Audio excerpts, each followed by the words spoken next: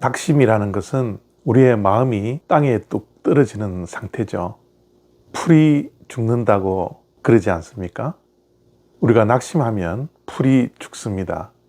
육신의 질병이 찾아와도 우리가 힘이 없어 풀이 죽죠.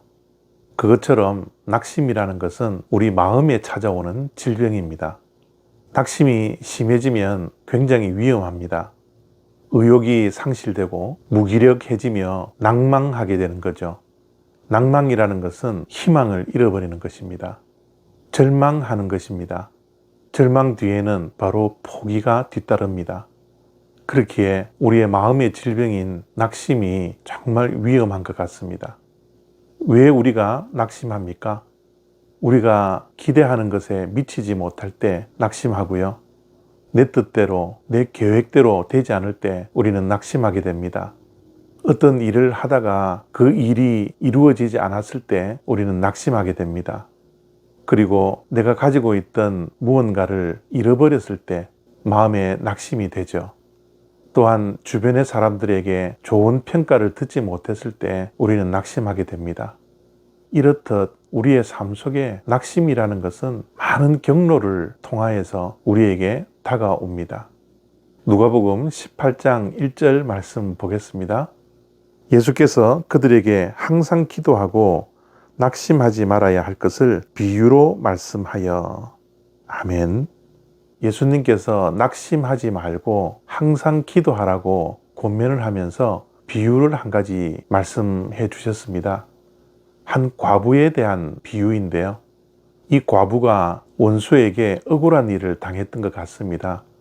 그래서 그 원한을 풀기 위해서 하나님도 두려워하지 않고 사람을 무시하는 불의한 재판관에게 가서 간청을 합니다.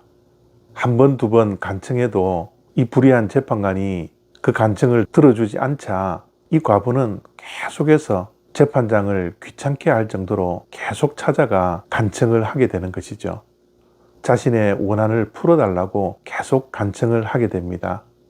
처음에 이 과부의 간청을 무시하다가 너무 많이 찾아와서 귀찮게 하니까 이 재판장이 끝내 과부의 간청을 들어주게 됩니다. 이어서 주님께서 말씀하실 때에 이런 불의한 재판장도 자기를 귀찮게 간청하는 과부의 말을 들어주는 것처럼 하물며 우리의 아버지 되시고 우리를 정말 사랑하시는 하나님이 우리의 간청을 들어주시지 아니하겠느냐 말씀하시면서 어떠한 일이 있더라도 실망하고 낙심하고 절망하고 포기하는 것이 아니라 하나님께 항상 기도하라고 말씀을 주시는 것이 오늘 본문 말씀의 내용입니다. 우리의 삶 가운데 낙심될 일이 참 많습니다. 저도 요즘 실망도 많아지고 낙심을 할 때가 참 많이 있습니다. 그런데 오늘 말씀이 저에게 큰 힘이 되고 이 낙심될 일 앞에 무엇이 부족하고 무엇을 해야 되는지를 분명히 알고 깨닫게 되었습니다. 낙심은 언제 찾아옵니까? 우리가 기도하지 않을 때입니다. 우리는 어떤 상황 속에서도 하나님께 나가 기도하고 부르짖고 매달릴 때 하나님께서 반드시 하나님의 때에 응답해 주신다라는 믿음이 우리에게 있어야 하는데 때로는 기도하다가도 낙심하여 그 기도를 포기하게 되고 희망을 잃어버릴 때가 우리들에게는 얼마나 많은지 모르겠습니다. 그러나 예수님께서 오늘 말씀하실 때 항상 기도하여 낙심하지 말라고 말씀해 주십니다.